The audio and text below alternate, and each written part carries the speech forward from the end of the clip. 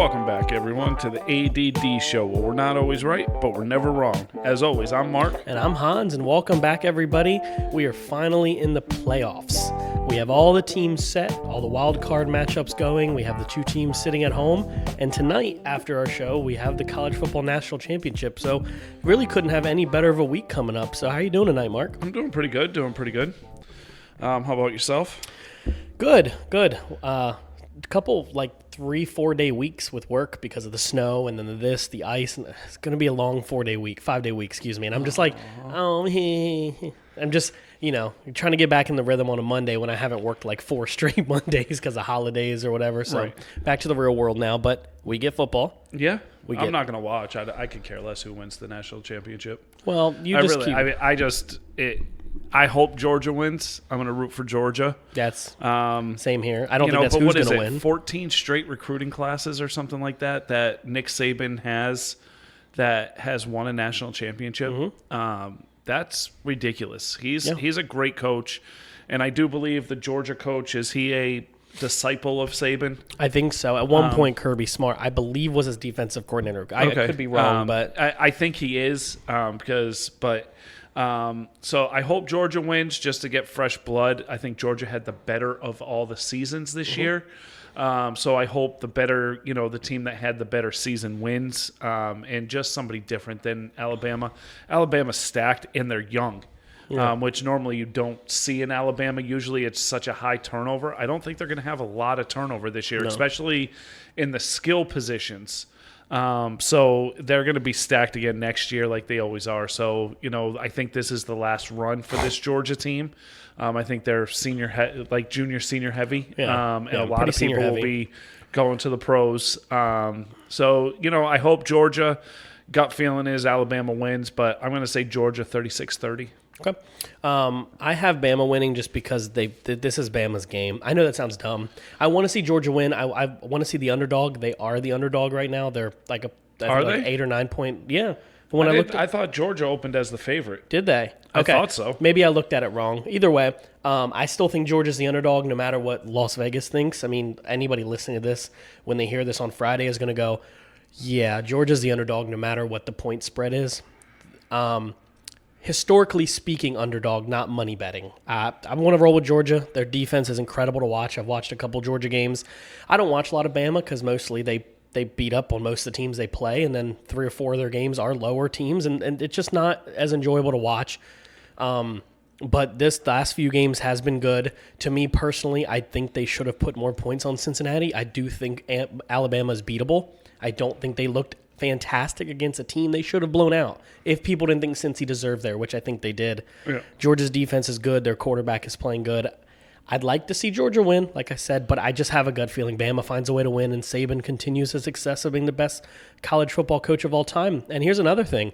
We're living in an era right now where we're getting the best football coach in both college and NFL at the same time playing. Yeah. And that doesn't have – I mean, people are like, well, we had, Ditko, we had this, we had that, we had this, we had Madden, we have this, we had, Bryant. I'm like, I understand that, but, you're dealing with 2 people on each sport that are the greatest to ever coach at the same time. And we may never get this again, and who knows how long each one of them continues coaching. They both coached together, I believe, in Cleveland, and – I believe – I don't think Saban went to New England. I think he went to LSU, and then he went to Miami, and then he went to Alabama. Mm-hmm. But I would say they're on the same coaching tree. I think they're on the Parcells coaching tree. So that just is – but, yeah, no, he's a great coach. He's a great – he demands what he demands. Mm-hmm. You can say what you want. People call Belichick an asshole. Yeah. And you could say the same thing about Saban. And I think for me, and this isn't going to be me discrediting him. It's going to sound that way, but I've said this about a lot of college coaches. Is this another famous Hans backhanded compliment? Kind of. Yeah. You're famous for those. I am famous for those. Yeah. It's kind of like why I think Bill Belichick's a better coach. And the reason I'll say that is because Bill Belichick has to develop differently, right? It's the NFL talent. You have to develop talent coming from all groups of life. Now, that's not saying college doesn't do that, but when you don't have to do I'm not going to say he doesn't have to do much. College recruiting is tough, but when you are constantly for 20 straight years the number top 5. Okay, right there I'm going to stop you. Okay, tell me why. Because it doesn't matter if you're a top 5, if you're a 5-star talent at all. It doesn't mean you're going to be successful in the NFL. No, it doesn't mean mean you're going to be successful in college. You have to coach them, and they have to be good. Because just because you're a 5-star doesn't mean you're going to be that great. Means you're and a freak athlete. But it doesn't mean you're going to be good. I understand. How many that. 5-star athletes fizzled out in the pros? Didn't do anything. A lot. Obviously, so he's coaching his players up. He's making them give them his best. I understand. So that is where he's doing a great job coaching. He continues doing it successfully where other coaches don't. You're only going to get 5 to 10 5-stars in a class where there's 1,100 3-star classes. What I'm saying is when you're constantly signing the best students, this is Dabo Sweeney too. This is all the coaches. But when you get them to put aside their stats, that's a great job coaching. Yeah, no. Especially in the age of where you need stats to get drafted, where you need this and that to be recognized, and it's all about name, image, and likeness now. Yeah. And Alabama players aren't going to get paid as much. This is where it's going to be interesting. And I wasn't saying he's not a good coach. I was saying why I like Belichick more, because Belichick is going to develop differently because he doesn't sit in people's living rooms. He doesn't promise things to these people. He just says, are you going to come play for me? Whereas I think in college you have this design that Alabama is a factory for producing NFL talent. Ohio State is a factory. The only difference is Alabama keeps producing more and they keep staying up at the top, right? Florida gets this few-year run. USC gets this few-year run. Georgia's on one, but they're all going to fizzle out while Bama's still there. He's a fantastic coach. I'm not saying he's not. He develops his talent like he's supposed to. I was just comparing the two why I think Bill Belichick's a better coach in the NFL. But they're both still the best in their class. I wasn't saying he's not a good coach. You kind of assumed that I meant that he's not a good coach. I would take him over any coach in college football. I would take him over most coaches in the NFL. He wasn't good in the NFL though. That's the problem. He only had half a season. I know it was a long time ago. But I mean, it wasn't like he had a losing record. So he could have coached longer. I think he's a great college coach, and I think that's where some coaches, it's not a downgrade if you never coached long in the NFL. I don't think that's a bad thing. I don't think if Harbaugh ever comes back, it's a bad thing. But he quit in the NFL. He didn't get fired. Yeah, I know. So, I mean, it's not he's had multiple opportunities to come back.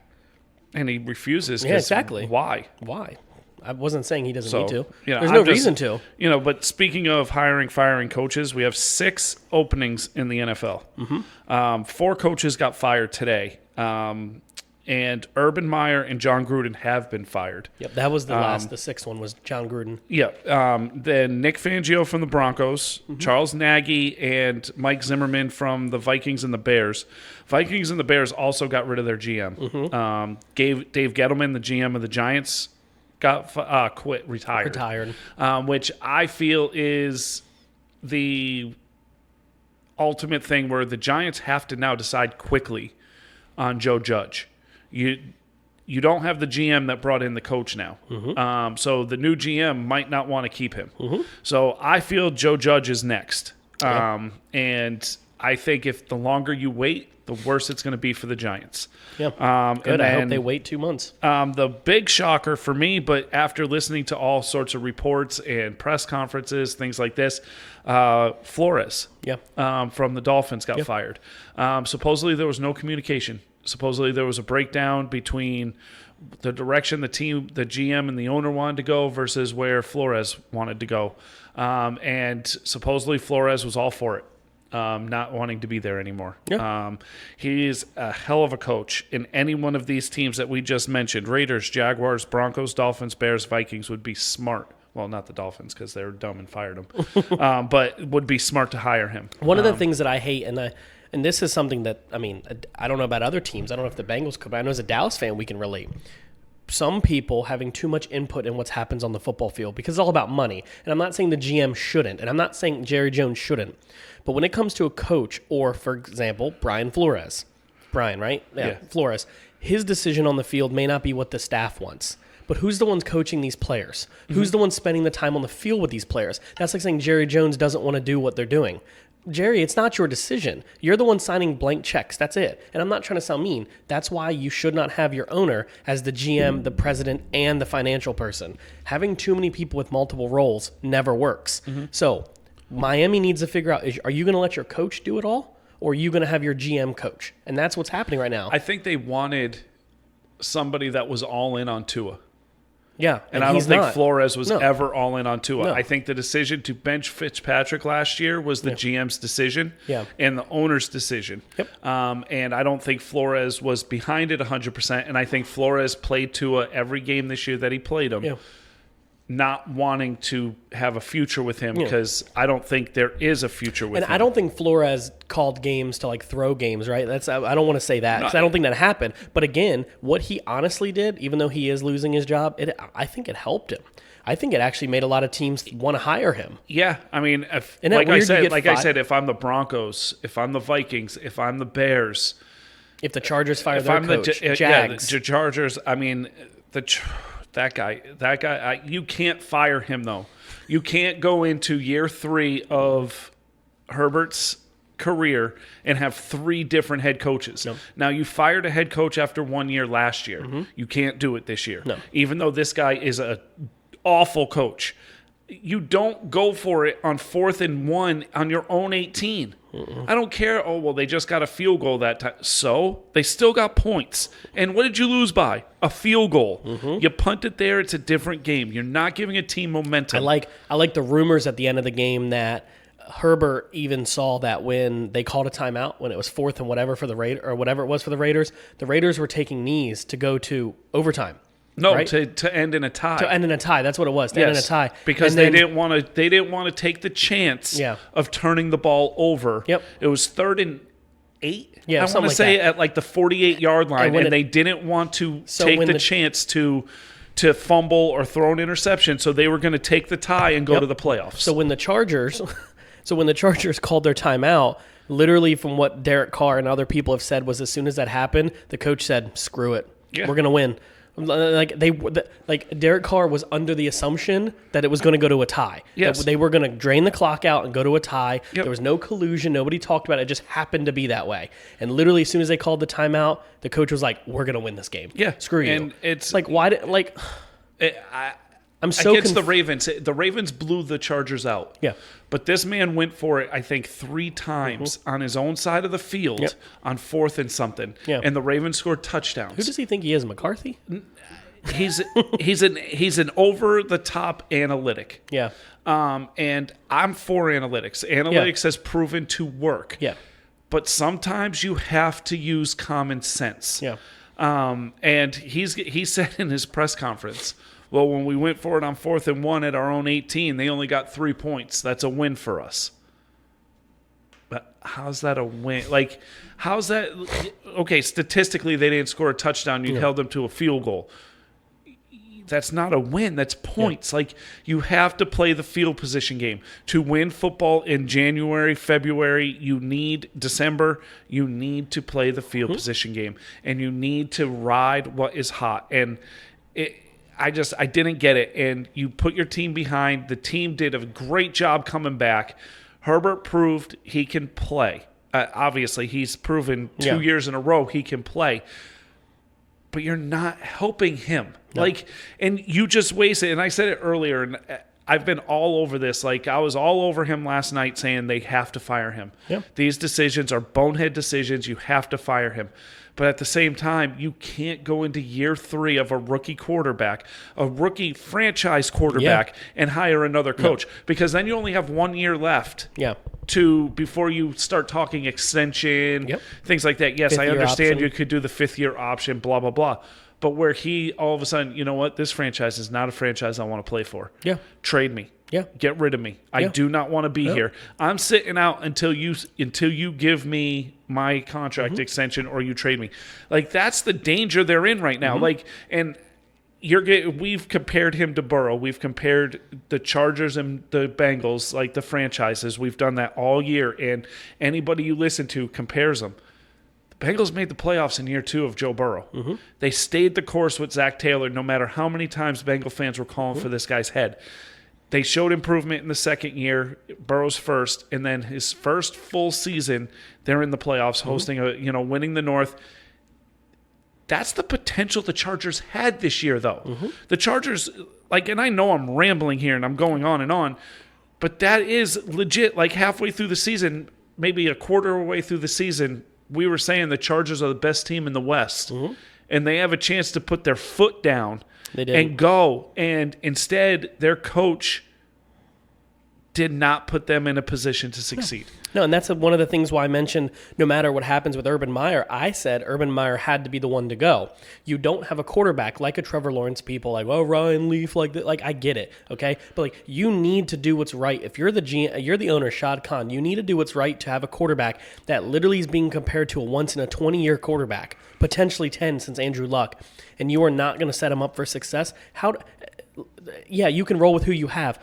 Get a head coach like Danny and them and Justin were saying in the group. Like, sure, go get another head coach. Find Flores. Get Leftwich, Kellen Moore. I don't care who it is, but you need to get somebody that can develop a high-caliber quarterback like this because there's no reason he had under 2,500 passing yards this year. There's no reason for that. It was like 3,000 something. There's no reason. Here's the thing. I didn't see awfulness out of Trevor Lawrence this year. No. I saw a team that just didn't have continuity, that didn't have a leader. They didn't have a spark. And, coming in as a rookie, yes, I know, we'll use Herbert and Burrow because Lawrence will be compared to these two also. They Lawrence came in and they demanded that Jones. huddle. They came in and said, this is our team. Yes, the coach is coaching, but this is our team. This is my huddle. Yeah. I don't know if Lawrence did that. I don't know if Lawrence was given permission to do that by Urban Meyer because Urban Meyer's an egotistical prick. Well, he is. So I think more and more will come out once, especially if Lawrence lights it up next year. Especially to start the season. Yeah. It won't be, he's learned how to play in the... We don't have any reason to believe he won't light it up. No. I mean, and that's the thing. People like, well, maybe it's just he's overrated. I'm like, do you have any piece of you that really thinks, any fan, I don't care who you are, whether you're an absolute Bama fan and you can't stand this kid, is there any piece of you that thinks he's a bust? Nobody agrees. He has the potential because he wouldn't have been drafted and recruited and scored the touchdowns he did against Bama twice. Yeah. Like, it wouldn't have happened if he wasn't talented. Yep. Just got to get the right coach in there. And same thing, Denver. Same thing with these other places. You got to get the right coaches. Denver's a quarterback away from being a playoff team. They're a deadly playoff team. And they have a defense. That's one of the most important things. They have great skill positions. They do. If you have skill positions, honestly, if I was a coach, one of the things I would look for is having a decent defense to go somewhere. That's one of the most important aspects of the Broncos is that even though they're not the best, they got a good defense. All right, so last on the coaches. Yeah. Last on the coaches. I don't know his name. They were saying his name all day today. Does the Raiders interim coach keep that job, or do they go in a different direction regardless? Because think about the job this man's done and what the situation he had. Now I don't know if he's a good coach. He might have just said, "Hey guys, world's against us. We got shit on all year. Let's just go out there and play football and win." And they did. They didn't look pretty. They had they've won more games in overtime this year. They're one of the ugliest playoff teams. But that's not a bad thing. But at the same time, I mean, they're there. Does this guy get to keep his job? Or does he get a chance to interview for any of these other jobs and maybe get that job? It's hard to tell. I really haven't watched a lot of the Raiders games to tell you. I mean, it took them to the playoffs, but weren't they a playoff team when Gruden was fired? They were close. I thought they were a 500 team. They were third in the division. But weren't they still a 500 team? Weren't they like 5-5 or something? Or either way, it was either a game under or a game over. I'm not saying he didn't do a good job. He got him in the playoffs. I think it really has a lot to do with what is the direction of the franchise. I mean, I think this coach is going to have to sit down with the GM and have to sit down with Derek Carr. What's the Derek Carr situation? You're not in a position to really draft anybody. Does anybody really, as a quarterback, demand to go to Las Vegas? Like, does that make sense? I think if you're going to roll with Carr and you're going to sign him to an extension and keep him longer, keep the coach. Why not? If they have continuity. But if you're keeping Carr's been there longer. What does Carr want? Yeah. I'm not saying I'm not saying he's like Burrow or like Aaron Rodgers or these guys that like gets to have a little bit of a say. Don't get me wrong. Burrow's going into his third year. Next year, he gets a say in what happens. Does Derek Carr get that say? Maybe Derek Carr wants a Bieniemy. Maybe Derek Carr wants Brian Flores. At this point in his career, in his late 20s, do you give him that choice? This is a playoff he's team. Early 30s. I'd say he has to be close to 30, right? Yeah, 30? I think he's early 30s. So that's my kind of thing. I think it depends on what the GM wants to do. If the GM wants to roll with Derek Carr, you ask him. If they don't want to, Why bring in a hotshot coach? Keep what you have. Derek Carr goes, and you just try to see what you got. Right. Honestly, you have Mariota still there. Yeah, so rolling from the talk about the Raiders coach to talking about the first game on Wild Card Weekend, Saturday, 4:30, Raiders at the Jungle at the Bengals. Okay. First meeting this season, they did meet. Every single matchup in the playoffs for Wild Card Weekend happened except for 49ers Cowboys. Mm-hmm. That's the only non-rematch game in this. Well, it's a rematch from '94. But yeah, long ass fucking time ago. But Raiders Bengals. Yep. So Nate wanted to be on tonight. Unfortunately, scheduling wise, he couldn't be on because they got wrestling. Yeah. So he wants to be on soon, but he wanted to give us his playoff predictions. Yep. I'll read his. So he's got the Bengals over the Raiders. Raiders have a bad defense, and Bengals have a great offense. Bengals will win by 2 scores. Okay. The game against the Raiders the first time around, first 3 quarters, it was, I believe, 13-3 or 13-10 or something like that. Bengals won 32-13. Mm-hmm. They demolished them in the fourth quarter. Mm-hmm. The Bengals scored more points in the last 2 minutes of the first half and the last 2 minutes of the fourth quarter than any team in the NFL. Joe Mixon had over 130 yards rushing, had 30 carries for 100 and something yards. Raiders' run defense is not good. Burrow only had 170 yards passing. Mm-hmm. Chase wasn't to be found. Higgins wasn't to be found. Boyd had like 80 yards receiving. It was, mainly just we're going to impose our will and we're going to steal it in the last quarter, which they did. They put up, I think, 17 points in the last quarter. 19 points in the last quarter. I think the Bengals do the same thing. Mm-hmm. I think they just impose their will. I think they found a rhythm. And that rhythm works. And they found that they will, it's sort of like as the season went on, where Burrow was only looking at Chase, And then all of a sudden, interceptions started piling up. People started double covering. He is struggling. He all of a sudden then has, oh yeah, I forgot T. Higgins. Oh yeah, I forgot Tyler Boyd. Oh yeah, I forgot Mixon can catch the ball out of the backfield. Mixon can run the ball. This team has figured out a way to play offense, and their defense is good enough to stop the Raiders. I do have the Bengals winning, but not by 2 scores. Yep. I think it's going to be closer than the 32-13. I don't think it's going to be a 2-score game. I think they win by 7-8, something like that, but I do believe that it's not like it's coming down to the last drive. Yeah. I think the Bengals win this game, and I think it's almost comfortable.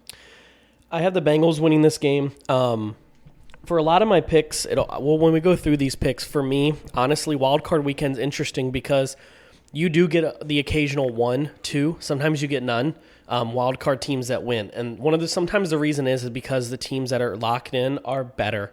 Sorry. I mean, you look at a lot of these games, there is a few really close ones, like the 4 and 5 seeds playing, but let's be real, the Bengals are better than the Raiders. Their offense is better. They've been more consistent. What you'll see when I go through these playoff teams, especially the wildcard teams, you'll see teams that hit one week and they're bad the next. They aren't up in – you don't know who you're going to get. But with most of the teams that locked up their divisions – 5 wins, 5 losses, 4 losses, 3 losses. These teams are consistent every week with an occasional hiccup for a quarter or 2. The Bengals are good just about every week with an occasional quarter or 2 hiccup. They usually don't have a whole game bad unless it was early in the season and they've coasted to the end. The Bengals are a better team because I just think they're playing better as continuity. I understand they have the same record as the Raiders. I get that. But they just feel like they're a more complete team. They're playing for something more. Mixon is on a whole nother level. And having a great pass game with a fantastic run game and a defense that's doing more than it should have done in the beginning of the year, it's doing more. This defense is better than they projected it to be. This team is a good team. I have the Bengals winning by 10. Okay. That's just me. I think the Bengals are the better team here, so I'm going to roll with my pick. All right. Saturday, Patriots-Bills. Mm-hmm. First meeting, horrible weather. Patriots won 14-10. Second meeting, the Bills won 33-21. It was kind of close. It was, I think, 20-something, 21. Patriots had the ball, but then the Bills scored late. Playoffs, rookie quarterback versus playoffs and you got to say he's a veteran now. This he's is his a veteran. 4th year. He's a veteran. He signed his extension, but this was his 4th year, right? 3rd year in the playoffs. 2nd year winning the East in a row. Josh Allen. Singletary's coming on. Yeah. The run game is starting to happen, and Yeah, you know what happens when you get a run game. Where it's not Allen running the ball.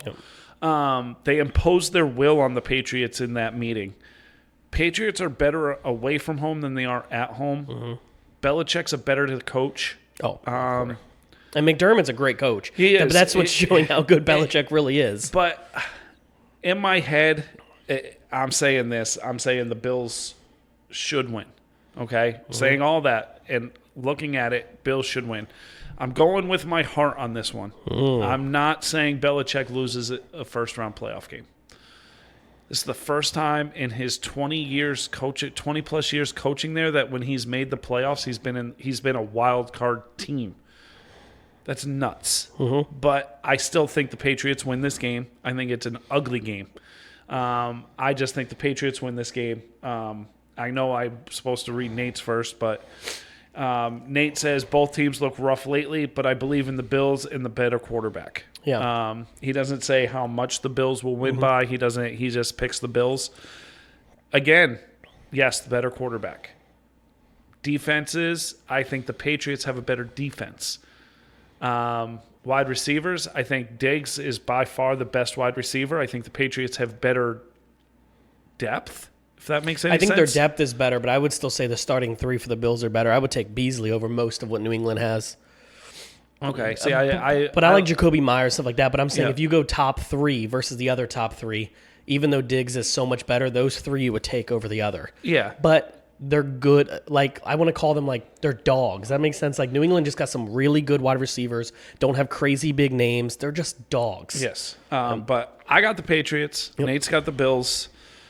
This is the only pick. 2 of my picks I don't have confidence in. Actually, 3 of my picks I don't have confidence in. It's just and it's mainly because they're the road team. Yeah. But the Patriots can play in cold weather. The Patriots can play in bad weather. They're actually built for bad weather because they have like 3 running backs that can run the ball and catch the ball out of the backfield. Hunter Henry's a very good tight end. Mac Jones won't make the mistakes. He can win you a game. I just think the defense is a little bit better than the Bills' defense, and I got the Patriots. So I'm picking the Bills, and I'm going with the same reason I made the last pick. And not that the Bengals are more experienced. I don't want to say that, but the Bills are more experienced here. This is not a game I think Mac Jones is going to play his best football in. It doesn't mean he's going to play bad football. I think this is going to be a bad game. I actually agree with what Mark said. I think the difference is Mac Jones has been good all year, but I will say at the beginning of the season he was climbing up. Then he hit a peak for a few weeks, and he's been sledding downwards. Not bad, but he has not been the same quarterback he was through weeks 4 through 12 when people are like, yo, the Patriots are the best team in the AFC, and I'm like, but where are they at now? They're a wild card team. They were not a very good team. They're a decent team, but again, they didn't win their division. When we thought the Bills weren't going to win this division, let's be clear. The Patriots had a multiple game lead on them at some point. So my assumption is that you have the Bills starting to find a way to run the ball. You have them finding ways to pass the ball, which they've never had that issue. You also have Josh Allen who can run the ball as well, and a defense that's okay. This is the problem, though, is it's Bill Belichick. And Bill Belichick, lives for this, man. This is his kind of game. Yes. But I just don't think this is the kind of game that they're going to be able to overcome Josh Allen finally getting over another hump. I think this is the step he takes because I just don't think the Patriots are prepared enough for this game. I think they have Belichick. I think they're good. I don't think they have the weaponry to go up with the Bills. Does that make sense? Okay. Belichick's going to have them prepared. Don't think they're not going to be prepared. I'm just trying to say, I think the Bills are just a better team here. And if they show up, the Bills, in quotation, with the running back, with Allen, with everybody playing like they should, there's no reason they don't win this game by 2 scores. It's just, what's the weather going to be like? Right. If it's crappy weather, man, the Patriots, they can win this game. Yes. I just don't think they can. If the Bills start scoring, I don't see a way the Patriots keep up. Okay. They don't have that kind of offense. All right. So I'm going with the Bills. All right. Now, I believe this game is on Sunday. I think there's only 2 games on Saturday. There's 2 games on Saturday, 4 on Sunday. 3 on Sunday. Oh, because the one's Monday. Sorry. So, Eagles-Bucks. First game of the season, when they played this season, the Bucks beat them 28-22. It wasn't that close. It was like 28-6. And then going into the fourth quarter, and then the Eagles came back. It wasn't that close though. Just the Bucks are a better team. The Eagles have not beaten a team with a winning record all year. Their record is 9-8, I believe. Correct. So they're 9-8, and all 9 wins are against losing teams. And 4 of those wins are against the Cowboys. I mean, the Giants and the Washington. So you have 5 other games that you played, but you had 8 games where you played a winning team and you lost. I don't see that trend stopping. I've got the Bucks winning this game, and I just feel like that first game is an insult, and I think they put the foot to him. And I don't care that Godwin's not playing. Gronk is in playoff form. Mike Evans is healthy.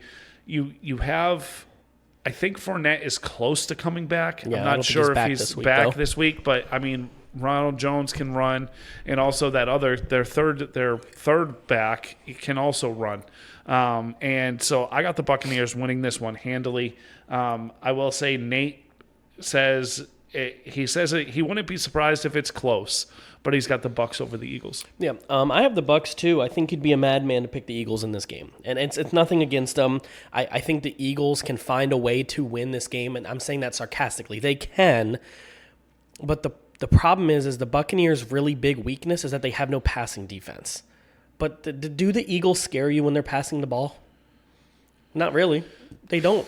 They have decent depth, but who's going to outscore who? Let's say it comes into a shootout. Who's going to win? I mean, give Brady the ball last, and that's obviously what I'm saying. I pick Brady. Yeah, so this is the kind of thing. Let's say it's tied going into the fourth quarter. I'm putting $1 million on Brady to win this game. That's kind of my thing. So I think it's going to be – I think it'll be more apart than the Bengals-Raiders game. I think this will be one of the highest scoring differences between two teams, potentially.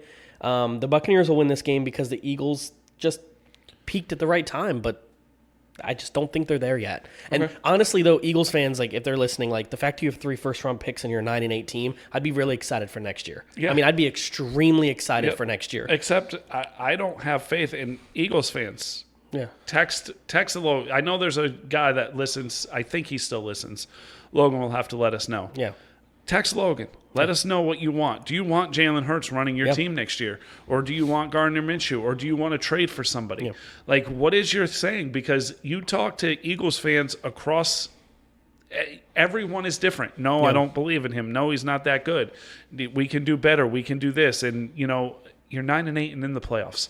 Yeah, you were expected to finish last in your division this year. You were talking about being a dumpster fire, and you're lucky that you traded Wentz for what you did, and you would have. You made the playoffs, and Wentz didn't. Right, but and that's the thing. Like you made that trade. Yep. Yes, you ate his salary. Oh, yeah. I understand that, but you also have 3 first-round picks next year, and you're in the playoffs.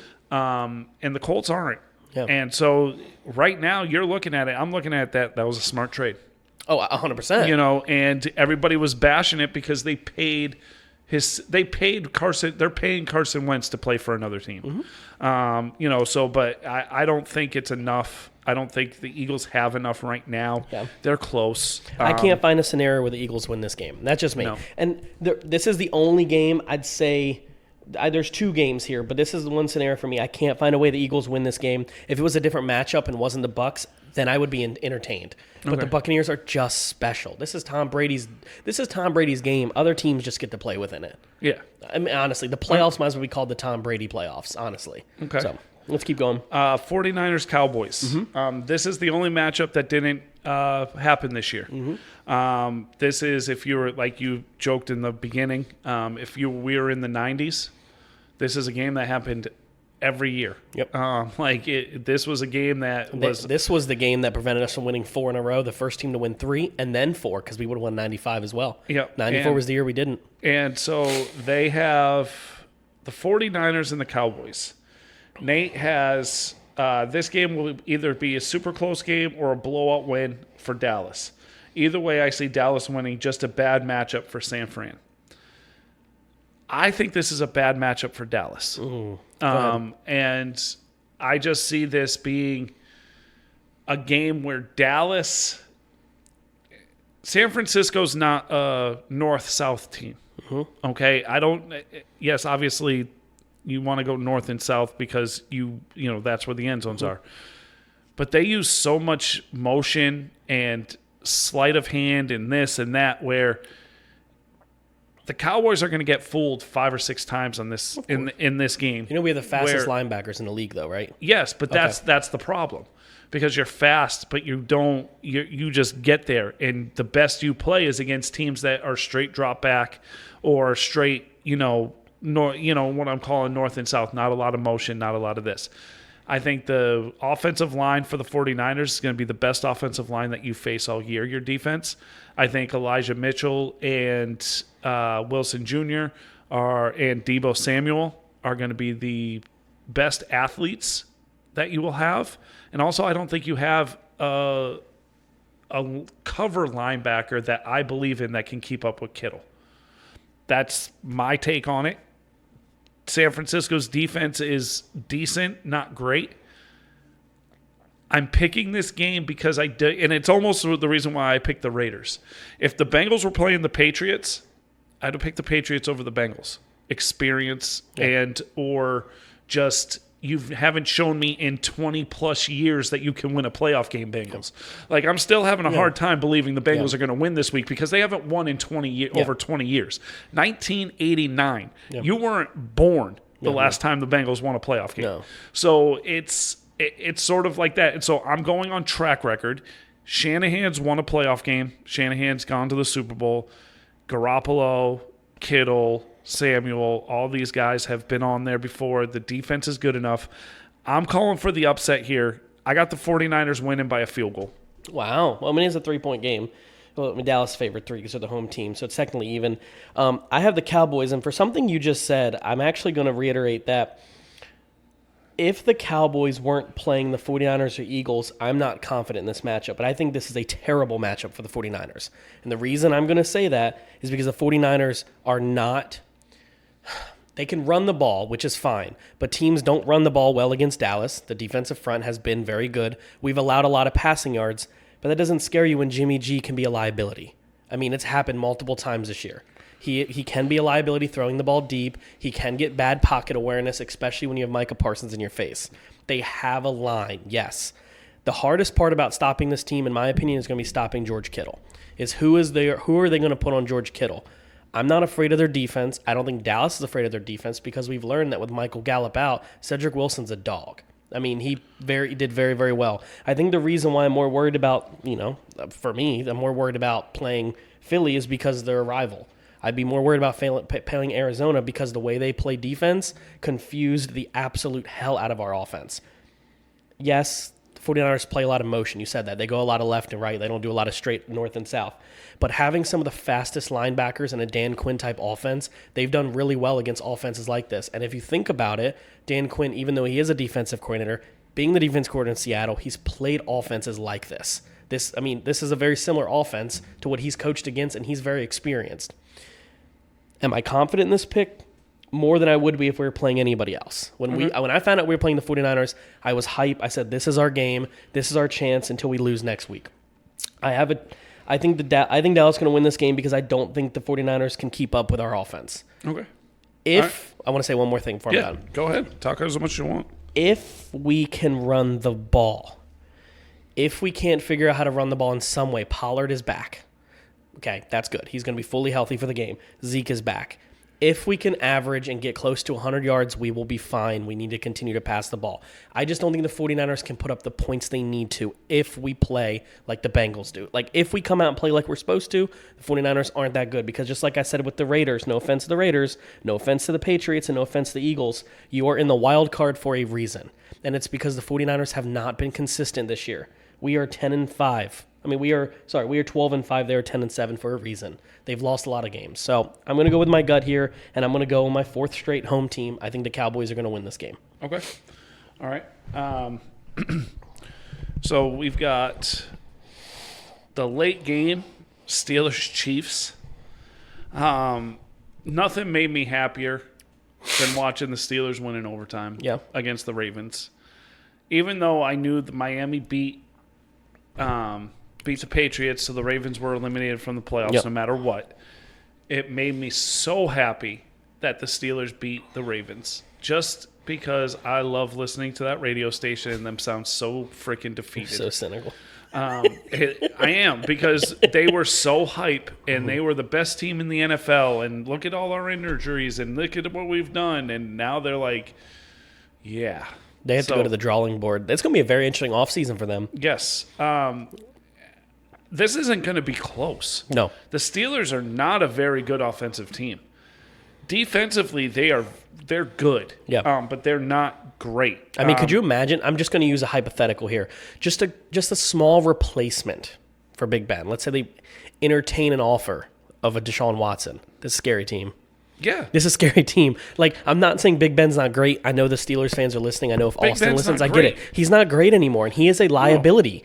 That's why we made the joke with Austin. He's like, well, Najee Harris this, Najee Harris. Because Big Ben's not bad. Is not good. If you have a decent quarterback, Najee Harris isn't getting 1,000 attempts a year. Sorry. They're going to be able to throw the ball better and more accurately. I watched that Ravens game. You know how many throws he threw right through people's feet at 10 yards? I mean, they were ducks. Yeah. He's not good anymore. And this is why, you can keep going, this is why they're not going to win this game. No, and Nate says Chiefs, it's not going to be close. No. Big Ben doesn't have it. That's what we're sort of saying here. First time they played, Chiefs won 36-10. I see it being even more. Yeah, I see the Chiefs. Did they play early in the season? No, it was later. Okay, I wasn't sure. I was like, because the Chiefs were a little bit. The Chiefs were in there like going defensive nuts-ish, And this is the thing. Other than T.J. Watt and Najee Harris, who are the Steelers? I mean, they have a good defense. They have a good secondary, but not a fast secondary to deal with this squad. No, they're not going to be able to. And I don't see a scenario at all. No. Where, I mean, the only scenario I see is if, not even. Because I want to say, this wasn't the game where Hill and Kelsey were out for COVID. No, I don't think it was this game. But this is the thing. Any scenario you see, okay, ready? There isn't one, because even if Mahomes has a bad game, is Big Ben going to put up more than 10 points, 14 points? I mean, no.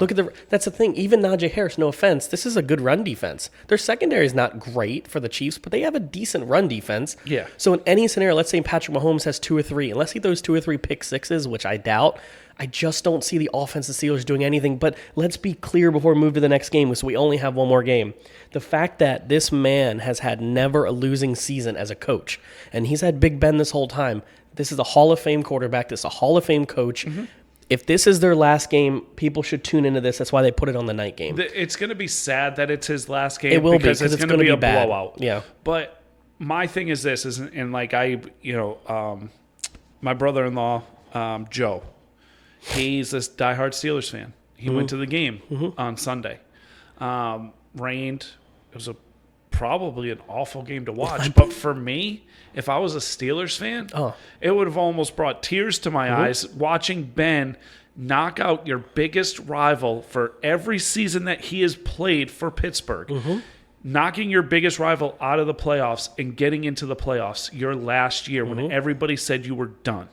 Yeah, 9-7-1. It's not a very good record, but it's better than all the other teams in the AFC that didn't make the playoffs. I mean, think about it. 9-7-1 in a way is only one win behind the Bengals and Raiders. Yeah, that's more wins than the Chiefs. Yep. I mean, sorry, the Chargers.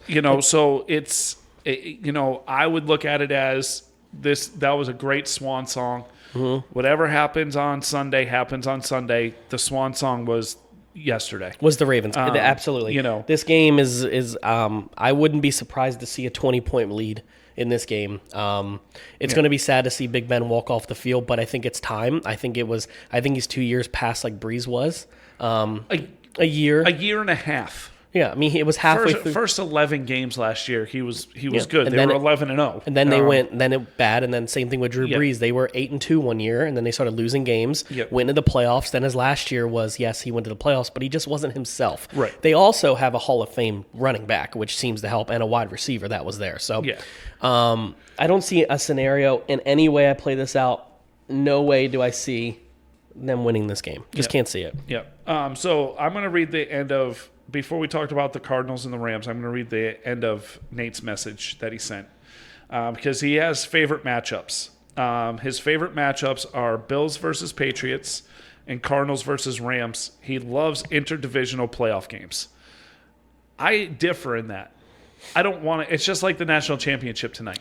I don't want to see a third time, not in the wild card. If I see a third matchup, I would want to see it in, say, a championship game or, I can tell. I will say exactly what I was just about thinking is I in no way wanted to play a single NFC East team in the playoffs. I said, please don't make us play Philly. Yes, we beat them by 30 with their starters. We beat them by 30 with their second string. Just want to shout that out so people know we kicked their ass both times. But the problem is, there is something different about playing your division rivals. No offense, if you have to play your division rival, the Monday night game, no. Right. No. I don't want that game because what team in the league knows you better than your rivals? Right. I don't care if we're as good as Dallas is. Do you think I'd want to play anybody else over DC right now? Put DC in 49ers spot. No offense, they're not good. I'd still rather play the 49ers right now because DC knows you. Yeah. These teams know each other. They beat each other up all year. And if this Monday night game, I'm not confident in either team because anybody could win this game. Yeah. He says both games will be fun for different reasons. Bills versus Pats will be a defensive battle. Oh, yeah. And Cardinals versus Rams will be a high-scoring, fun-to-watch game. He said honorable mention is Bengals versus Raiders for the potential of a shootout. Now going into the game, it's Cardinals versus Rams. Cards won the first meeting early in the season, 37-20. Rams won the second meeting later in the season, 30-23. Neither quarterback is playing well. No. Stafford is throwing a lot of interceptions. Yeah, he is. He's still winning games. He's still getting them down the field to score important touchdowns. That loss, though, to the 49ers, you can't lose that game with how much you were up. And I remember I texted, I said, the 49ers need to think about firing their coach because they are never up for big games. Yeah. And Malik said, Mark, the game's not over. And all of a sudden it's 17-17. Then it's 24-17, 24-24. And then the 49ers win. And I'm like, how did the 49ers win that game? You have almost three stud defensive players. One shutdown corner, one defensive tackle that is a beast. Yep. And you also have Stafford at quarterback. You have Sonny Michel running the ball. You have Cooper Kupp. You have Higbee. You have OBJ. How do you lose that game? I think one thing I want to say is the 49ers, I don't want to – this is not a mean thing because Dallas is playing them. For me, the 49ers didn't win because they went crazy and just balled out, went nuts. The Rams lost that game. When you give the ball to the other team because you're turning the ball over, the 49ers did exactly what they're supposed to do. And to me, the 49ers are the type of team, like a lot of these wildcard teams, that if you make mistakes, they're going to capitalize off them. But I don't think the 49ers are going to come out 21-0 immediately. They're not that kind of team. I think to win these games, a lot of these wildcard teams are going to have to hope the team they're playing, like Eagles, you're going to need Brady to throw 2 pick sixes to start the game because he's going to start off hot. Rams were winning that game, and then they played bad. They threw an interception. Then they went 3 and out, and then this, and then that. And then the 49ers said, oh, we're going to capitalize on a short field. We're not going to turn the ball over. Because they didn't turn the ball over and they played football, they won the game. That's what you don't want to do against a team like the 49ers. And that's what the Rams did. And the Rams better hope they don't do it this weekend because I still don't think the Cardinals on offense are fixed at all. I still think they're broken. They didn't look good over the weekend again. It's been multiple weeks they've looked like this. This is an intriguing matchup, but go ahead. Keep going. I'm sorry. Okay, rambling. I was just going to say real fast, Cardinals over Rams. This is Nate. I don't trust the Rams and or Stafford. Yeah. Fair statement. Yeah. He said, I'm picking the Cardinals, but would not be surprised if the Rams win. Yeah. This is the one game where it's almost a coin flip. Yep. I will say if the Cardinals flip the switch, which they played well against Seattle. They didn't play great. Russell Wilson had a couple just chuck 'em touchdowns, and Penny is a very good running back. But the Cardinals, to me, again, divisional game, they're going to have to prove it to me. Yeah. But at the same time, it's sort of like what I said a couple weeks ago with Green Bay. You've seen this story before, and you have seen this story from Stafford before. Great beginning, even great middle, not a very good end. And then the one year they went to the playoffs, he had an awful game. This is Kyler Murray's first year in the playoffs. This is Sean McVay's, third or fourth year in the playoffs. This is Cliff Kingsbury's first year in the playoffs. This is, JJ's coming back. JJ's supposed to play, which is going to help that defense out. I don't care if he's 100% or not. He's going to help that defense out. Chandler Jones is a beast. Their defense is better than advertised. Oh, yeah. And I just feel like the Cardinals are going to win this game. And the main reason why is because I'm going to say it. You said it just a second ago with what happened yesterday. The Rams are going to lose it. Cardinals may not win it, but the Rams are going to lose it. That's the thing with a lot of, and I want to say that, reiterate that again with these wild card teams, and any team can do this. I don't see any of these wild card teams winning it. What I see is the teams that lock down their division playing bad and losing it. That's why these teams are wild card teams, because they're not crazy good, but they find these little keyholes where they find that pocket of good. And this is that game where I'm also picking the Cardinals. I think the Rams are a really good team, but right now they're making bonehead mistakes. They're making those deep passes downfield that are unnecessary. That throw to OBJ was so unnecessary, it wasn't even fun. You didn't have to make that play. It was like 3rd and 3. You didn't have to throw it 40 yards downfield, but they did. These are my scenarios where I don't think the Cardinals are a turnover-heavy team. I do think they can run the ball well, and I can promise you teams that focus on their quarterback more than anybody is going to turn the ball over. Cam Akers may be healthy, that's fine, but Stafford is going to throw the ball 35 times. And at least once or twice that will throw an interception. Just like I know making a joke in Madden or any way of football, the team with more turnovers usually loses the game. And right now, the Rams are making more problems right now for themselves than the Cardinals are. Yes. So that being said, the number 1 seed is the Rams. Is the 49. Jesus. Is the Packers. The Packers will play the winner of the Cowboy 49er game. They'll play the lowest seed. The lowest seed. So is that how they do it? Yeah. Okay. So what's the other game? It'll be the Cardinals, Rams, 49ers, Cowboys, Eagles, Bucks. So out of all those teams, they'll play the lowest seed. Okay. So if the Cowboys or 49ers win, they're unless the Cardinals and or Eagles win. Exactly. So if the Cardinals win and the Cowboys win and the Bucks win, then Cowboys play the Bucks and the Cardinals play the Packers. Okay. I don't want that matchup. But yeah, That's exactly how that works. So the lower seed will play. Whoever the lowest seed is at the end of the first week on both sides, the lowest of all will play the home field team. Okay. All right. So how much? I don't even know. We're good. We're good. on. I just have. Do you have any other teams? Besides the 6 that we named that already fired their coaches, do you see another coach getting fired? Do you see a playoff coach getting fired? Ooh, man. I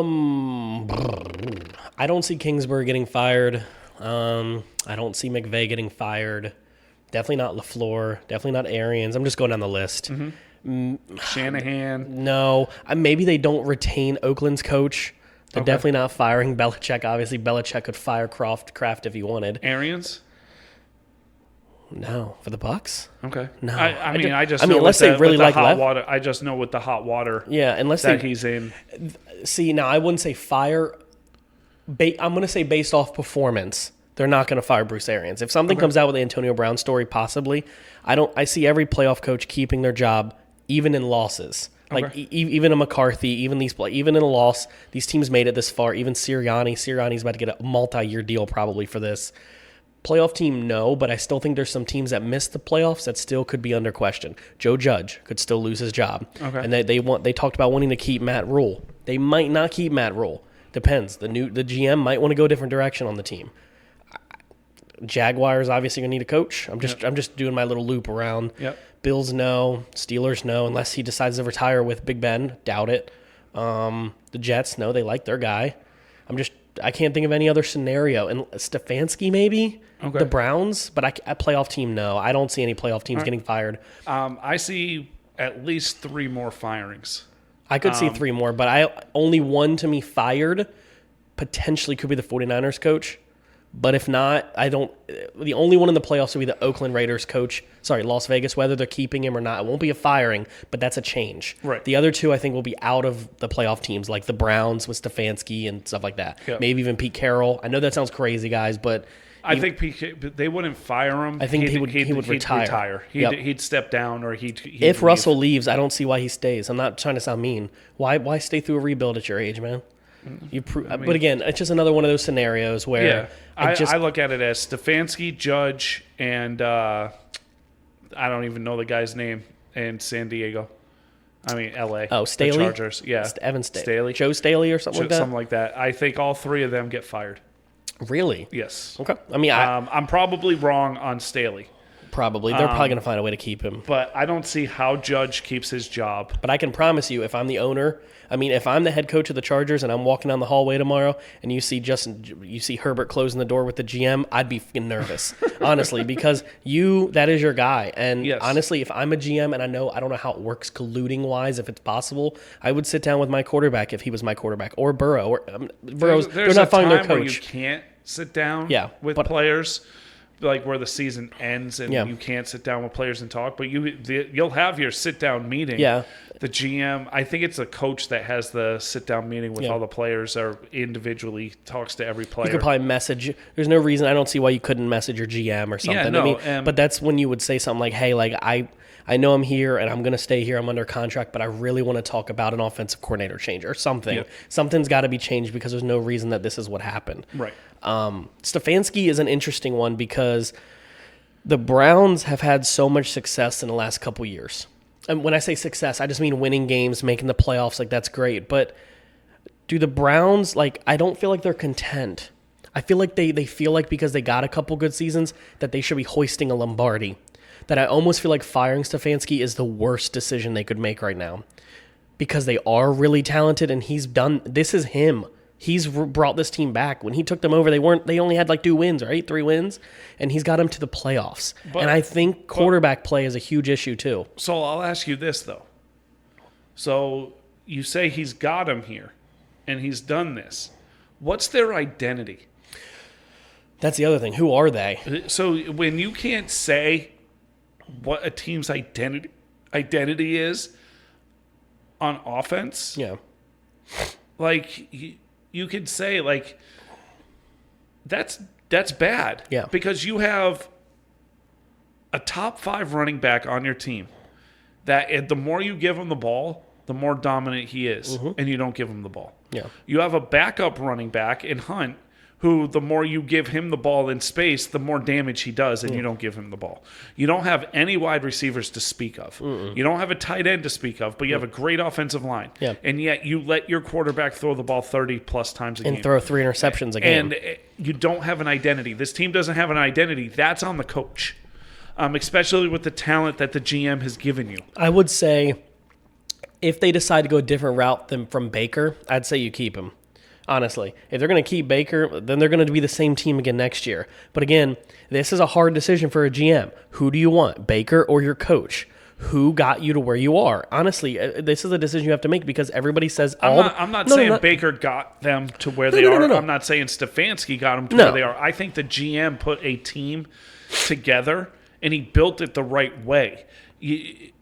Parcells said it best a long time ago. Inside out. That's how you build your team. And that's how the Browns built the team. Unfortunately, they still haven't built out enough on offense. But defensively, that defense is very good. Offensively, you have a great offensive line. You have great running backs. You have nothing on the outside to speak of. And is your quarterback the quarterback of the future, or is he just your quarterback? Thing. Something you said funny about Bill Parcells, I've heard that speech before, and it's something I said years ago when I heard of that statement. I said that's kind of what Dallas did twice, but backwards. We had a few years ago, we had one of the best defenses in the league, but our offense was terrible. The year before, Dak pretty much came in. And then now we have, the year before, we had one of the best offenses in the league. Defense was nowhere to be found. But Dallas is one of those teams that built from the inside out. But unfortunately, you can't. This is the first year since I can remember we've had both at the same time. But now the coach. So, I would think for me, I do think the Browns need to figure out some wide receiver. I think they need to figure out bringing in somebody. They need to bring in some route runners, and they need to really evaluate, is Baker your guy? Even with better wide receiver play, is Baker your guy? Right. Because next year is his fifth-year option, isn't it? Yes. So you need to figure out, is this guy worth the money? Same thing with Lamar. You're about to get 2 or 3 quarterbacks where teams might go, nah, we're not gonna reset the market.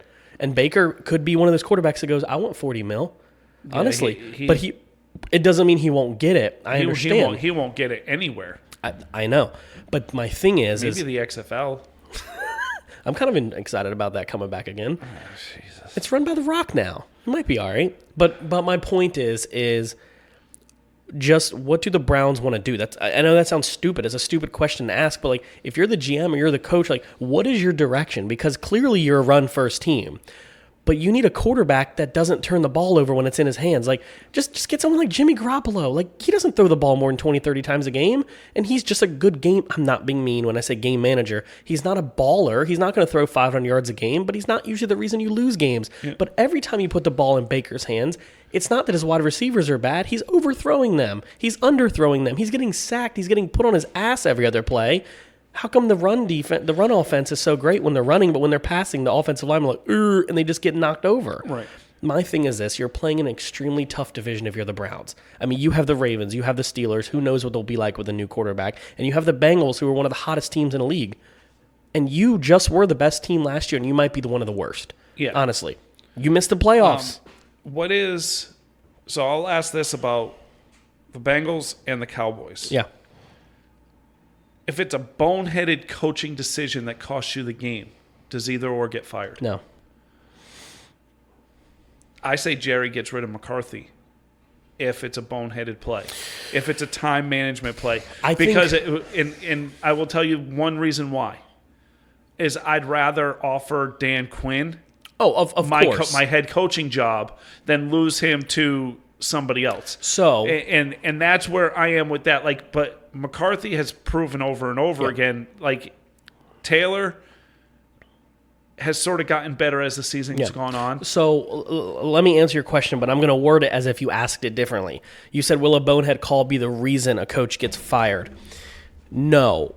I don't think either coach is going to get fired versus a bonehead decision. If he calls a bad 4th down or this or that, there's a lot of plays that lead up to you should have been better before the bonehead decision. I'm not here on McCarthy's side. You should stop with the penalties. You should stop with this. You should stop with that. I get it. If Dan Quinn is intrigued in another job, Jerry Jones needs to figure out a way to retain him. That you do not let him go. Sorry, I understand Kellen Moore's done great things, but I feel like Kellen Moore to me is more replaceable right now in coordinators that can throw the ball and can get a running back to run the ball than you can one of the best, hottest coordinators on the market. And I'm talking nobody's done as good of a job on defense as this guy has this year.